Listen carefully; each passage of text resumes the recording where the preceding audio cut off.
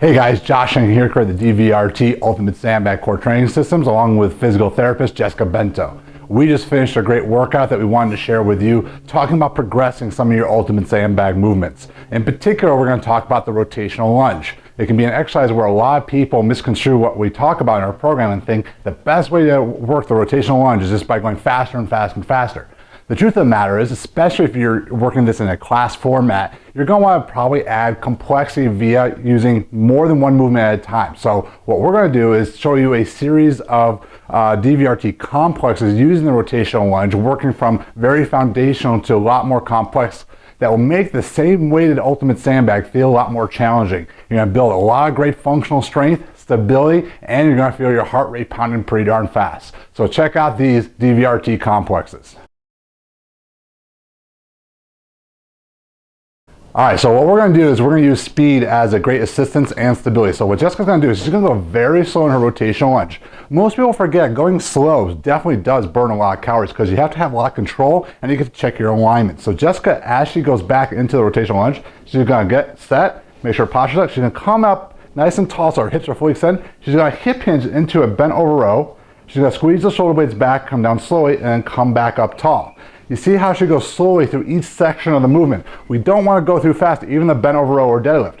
This gives us also an opportunity to hit the deadlift in a different way that's a little bit more dynamic and a little bit more flowing. So we're going to show you a more progressive version in a moment that makes us feel like about 5 to 10 pounds more difficult.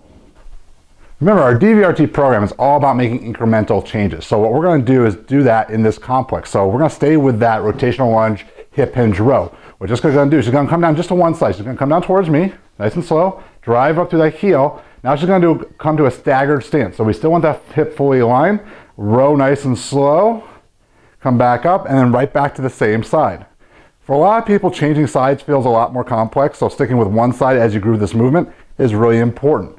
Now make sure you don't speed up the movement as you change the level of stability to the pattern of exercises.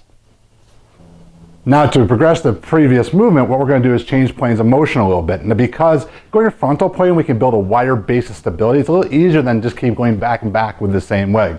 So Jessica's going to go ahead and grab on her USB here. She's using a power one. She's going to go to one side. She's going to rotational lunge, nice and slow. Come up nice and tall. Now she's not going to go to a huge step, just a little step. Hip hinge, row, push through the hip, back up, and she's going to repeat to the same leg. This is a really great movement for people to learn how to move in different planes of motion and create the same movement patterns without risking themselves getting too unstable where they can't perform it safely and well. And access, because you're also going to find when you do those type of patterns, it gets to be more of a one-arm row, so you're also finding anti-rotational patterns. We're going to show you one more great variation in just a moment.